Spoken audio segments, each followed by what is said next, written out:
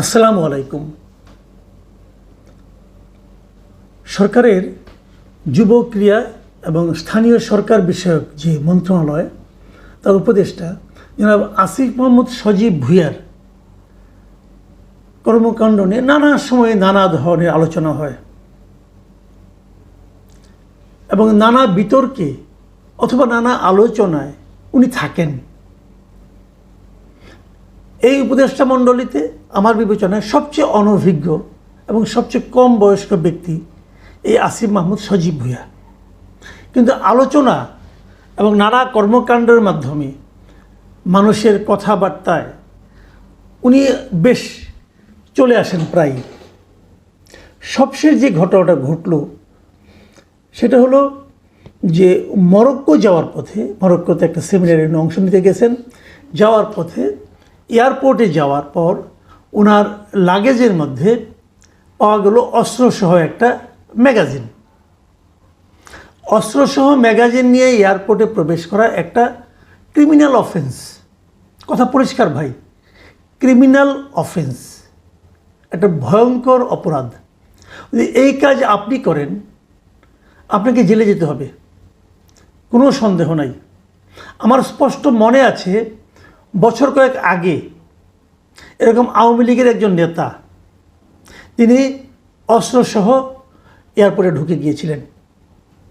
ওই লোকের জেল হয়েছিল স্বৈরাচারী আমলে, কিন্তু স্বৈরাচারী সরকারও এই আইনটা প্রয়োগ করেছিল, তার জেল হয়ে গিয়েছিল। তো এক্ষেত্রে কি হলো? উনি উপদেষ্টা মানুষ। এই দেশে সংবিধান বলে, আইন বলে যে আইন সবার জন্য সমান, কিন্তু বাংলাদেশে আমরা এই জুলাই পরবর্তী আন্দোলনের সময় দেখছি যে আইন সবার জন্য সমান নয়। ওনার জন্য আইন সমান নয়, ওনার কিছুই হয়নি। উনি সেই অস্ত্রটা ওনার প্রটোকল অফিসারের কাছে দিয়ে উনি চলে গেছেন।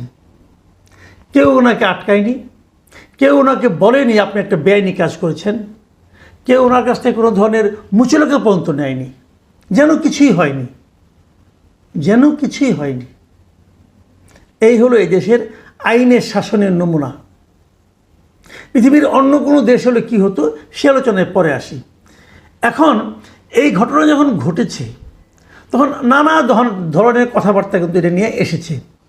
অনেকে আবার এমন প্রশ্ন করেছেন, আমি গতকালকে থেকে আজকে পর্যন্ত আমি বেশ সোশ্যাল মিডিয়াতে দেখলাম, অনেকে প্রশ্ন করেছেন যে উনি অস্ত্রের লাইসেন্সটা পেলেন কীভাবে। মানে বাংলাদেশে বেসরকারি যে কোনো পাবলিক একটা অস্ত্র কিন্তু লাইসেন্স আকারে নিতে পারে, তার জন্য কিছু নিয়ম আছে। নিয়মগুলো হলো, আমি আপনাদের একটু সংক্ষেপে নিয়মটা বলি। বাংলাদেশে একটা অস্ত্র আইন আছে 1878 সালের আইন, সেটা আবার পরে আধুনিকায়ন হয়েছে 2016 সালে আইনটা আবার নতুন করে হয়েছে, অনেক কিছু ধারা উপধারা যুক্ত হয়েছে। অস্ত্র পেতে গেলে আপনাকে যে কাজটা প্রথমেই করতে হবে, আপনার বয়স হতে হবে কমপক্ষে 30 বছর, 30 বছর, 30 থেকে 70 বছর আপনার বয়স থাকতে হবে। 30-এর কম হলে আপনি অস্ত্রের জন্য আবেদনই করতে পারবেন না। 2 নম্বর যে ধারাটা লাগবে সেটা হলো, যদি আপনি ছোট অস্ত্র নেন, স্মল আর্মস, পিস্তল, রিভলভার, সেক্ষেত্রে আপনার অর্থনৈতিক সচ্ছলতা এমন থাকতে হবে যে আপনি প্রতি বছর কমপক্ষে 3 লাখ টাকা আয়কর দেন। যে 3 লাখ টাকা আয়কর দেয় তার আয় কত হতে পারে ধারণাই করতে পারেন। তো আপনার বাৎসরিক আয়কর হতে হবে মিনিমাম 3 লাখ টাকা। এইভাবে আপনি বিগত 3 বছর আয়কর দিয়েছেন সেই সার্টিফিকেট আপনাকে আপনার অ্যাপ্লিকেশনের সঙ্গে জমা দিতে হবে। এটা হলো অস্ত্র পাওয়ার একটা ন্যূনতম যোগ্যতা। এরকম যোগ্যতা সবার থাকলে সবাই অ্যাপ্লাই করলে সবাই অস্ত্র পাবেন তা কিন্তু না।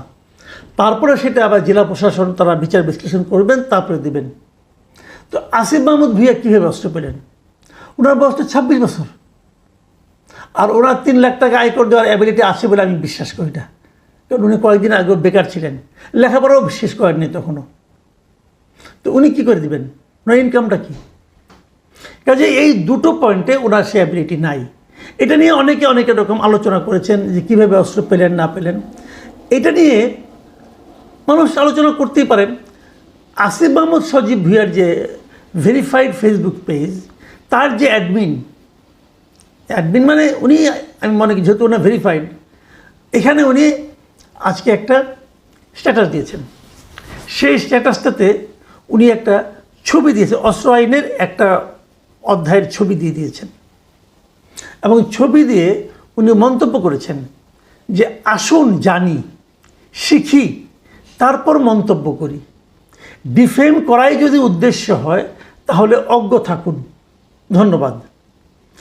এই যে ওনার মন্তব্যটা, এই মন্তব্যটার মধ্যে আমার কাছে মনে হয় যে এক ধরনের ঔদ্ধত্য আছে। মানুষকে আক্রমণ করার এক ধরনের মানসিকতা এখানে কাজ করেছে। তারপর উনি বলতে চেয়েছেন যারা ওনাকে ডিফেম করেছেন তারা সবাই কিছু জানে না, কিছু শেখেনি এবং তারা অজ্ঞ, মূর্খ। উনি হলেন মহাজ্ঞানী। এই মহাজ্ঞানী উপদেশটা জনগণকে এক দফা জ্ঞান দিয়ে দিলেন। হ্যাঁ, উনি কি বলেছেন সেটা আমি ওটা আপনাদেরকে একটু ধারণা দিতে চাই আমি, যে আসলে একটা আইন আছে। আইনটা কি? এই অস্ত্র আইনের 32 নম্বর ধারায় বলা হয়েছে বিশেষ প্রাধিকার। মানে ওই যে আমি দুটো আইনের কথা বললাম যে বয়স 30 হতে হবে মিনিমাম, ইনকাম ট্যাক্স দিতে হবে, ওই দুইটা বিষয় প্রযোজ্য হবে না কিছু লোকের জন্য। এটা হলো বিশেষ প্রাধিকার, মানে বিশেষ একটা অধিকার আছে। কাদের এটা? স্পিকার, ডেপুটি স্পিকার, মন্ত্রী, প্রতিমন্ত্রী, উপমন্ত্রী ও সমপদ মর্যাদা সম্পন্ন ব্যক্তি। মানে উনি এই সমপদ মর্যাদা সম্পন্ন ব্যক্তি একজন হিসেবে উনি আছেন। উনি মন্ত্রীর সমপদের মর্যাদা সম্পন্ন একজন ব্যক্তি। অতএব ওনার জন্য ওই 30 বছরের নিয়মটাও প্রযোজ্য নয় এবং ওই ইনকাম ট্যাক্সের ব্যাপারটাও প্রযোজ্য নয়। তো সেক্ষেত্রে উনি অস্ত্র পেতে পারেন লাইসেন্স হিসাবে। এটা উনি জনগণকে জানালেন, খুব ভালো। জনগণ জ্ঞান অর্জন করবে, সেটাও ভালো। কিন্তু আসিফ মাহমুদ সাহেব, আপনাকে আমি একটা কথা বলি, আপনি যখন জনগণকে জ্ঞান অর্জন করতে দিলেন তখন জনগণ কিন্তু আপনি যতটুকু দেখাবেন ততটুকু পড়েই থেমে যাবে না, তারা আরও একটু পড়তে চাইবে। যেমন আমি নিজে অস্ত্র আইনটা জানতাম না, আমার জানার কোনো প্রয়োজন পড়ে নাই। আমি কখনো ভাবিনি যে আমি অস্ত্র নিব, আর যদি ভাবতামও আমি নিতে পারতাম না। আমি প্রতি বছর 3 লাখ টাকা আয়কর দিতে পারি না, আমার এত ইনকাম না, কাজে আমি পারতাম না। আমি তো মন্ত্রীও না, কাজে ওটাও আমি বিশেষ প্রাধিকারও আমি পেতাম না। তো আপনি বলাতে আমি এটা পড়েছি। 32-এর পরে হয় 33 নম্বর ধারার 33-এর খ, সেখানে কি বলা হয়েছে? জনাব আসিফ মাহমুদ, এটা কি আপনি জানেন? এটা কি পড়েছেন? এটা কি শিখেছেন? আপনাকে আমি একটু শেখাই কি আছে ওখানে। 33-এর খতে বলা হয়েছে বিদেশে অবস্থানকালীন সময়ে লাইসেন্সকৃত অস্ত্র সংশ্লিষ্ট জেলা মালখানা থানা সেফ কিপিং লাইসেন্স প্রাপ্ত প্রতিষ্ঠানে জমা রাখতে হবে। আপনি কি এখন বিদেশ যাচ্ছেন মরক্কোতে, আপনি কি আপনার অস্ত্রটা এই যেখানে রাখতে বলা হয়েছে রেখেছেন? রাখেননি। আমি কী করে বুঝলাম? দেখুন, আপনি যে বলেছেন, আপনার যে নিউজটা ছাপা হয়েছে সেখানে আপনি স্পষ্ট বলেছেন যে প্যাকিং করার সময় অস্ত্রসহ একটি ম্যাগাজিন বাসায় রেখে এলেও ভুলবশত আরেকটি ম্যাগাজিন ব্যাগে থেকে যায়। এই কথাটা কিন্তু আপনি লিখেছেন, যেটা স্ক্যান করার পর আমার প্রোটোকল অফিসারের কাছে হস্তান্তর করে আসি। বিষয়টি আনইনটেনশনাল, এই আপনি লিখেছেন, কিন্তু আপনি নিজের ফেসবুক পেজে আপনি ব্যাখ্যাটা দিয়েছেন। প্রশ্নটা হলো, আপনি অস্ত্রটা বাসায় রেখে এসেছেন কেন? আপনি তো বাসায় অস্ত্র রেখে আসতে পারেন না। 33-এর খবর যে আপনি পারেন না। আপনি অস্ত্র নিয়েছেন, অস্ত্র সংক্রান্ত আইন জানবেন না? আপনি তো অস্ত্র রাখার যোগ্যতাই নেই আপনার। আপনি তো ওটা অন্যায় করেছেন, ক্রিমিনাল অফেন্স। এটা একটা ক্রিমিনাল অফেন্স আপনি করেছেন। কেন রেখে আসছেন বাসায়? অস্ত্র এমন একটা জিনিস, আপনি অস্ত্রের কোনো একটা পার্ট কারো হাতে হস্তান্তর করতে পারবেন না। এটা আপনার ব্যক্তিগত, আপনার বাবাকে দিতে পারবেন না, আপনার মাকেও দিতে পারবেন না। এটা কি আপনি জানেন? আপনি তো জ্ঞান অর্জন করার জন্য জনগণকে মাঠে নামাই দিলেন। জনগণ কিন্তু মাঠে নেমে গেছে। আমার মতো লোক যখন নামছে, অনেক লোকে নামছে। তো জ্ঞান অর্জন করতে পারলাম যে আপনি একটা ক্রিমিনাল অফেন্স করছেন। তারপর আপনি কী করছেন? আপনি যে ম্যাগাজিনটা আপনার কাছে ধরা পড়েছে সেটা আপনি আপনার প্রোটোকল অফিসারকে দিয়ে দিয়েছেন।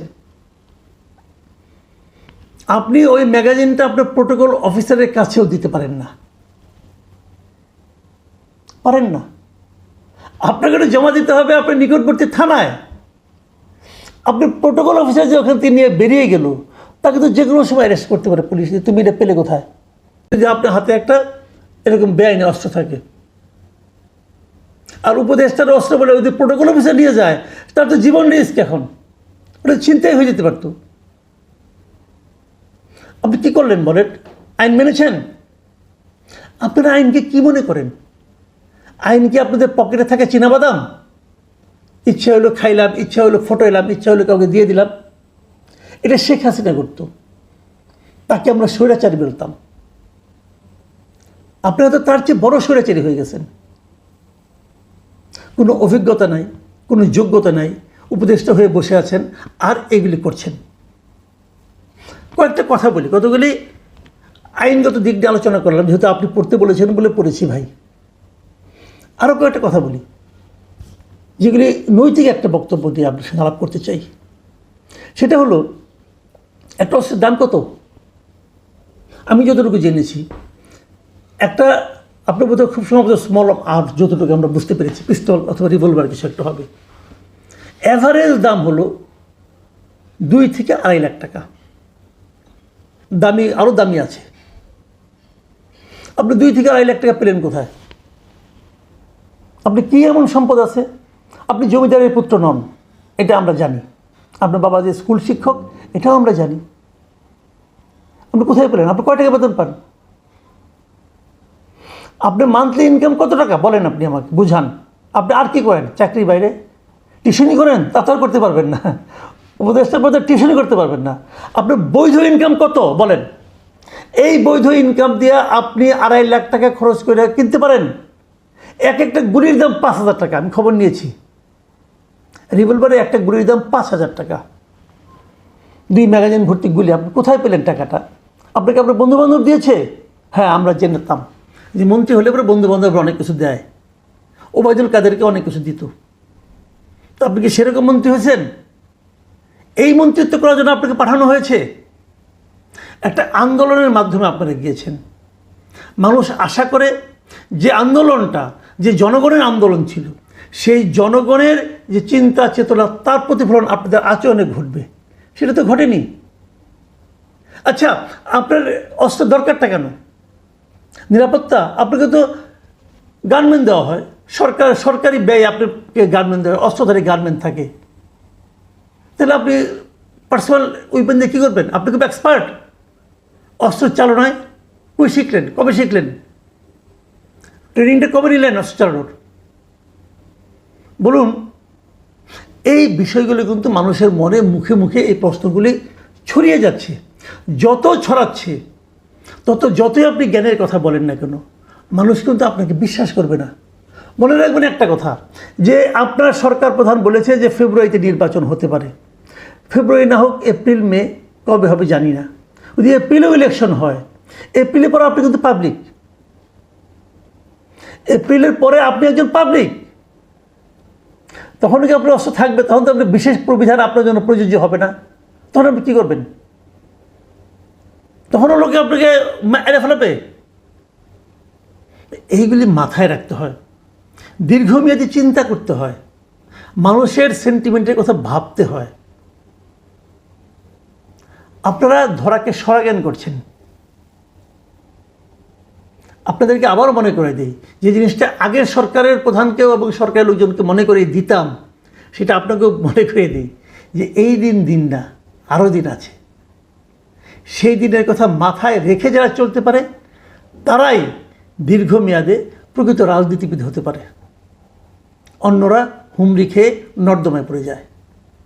আপনার গন্তব্য কোথায়, এটা আপনার আচরণই ঠিক করে দেবে। প্রিয় দর্শক, এখন এ পর্যন্তই।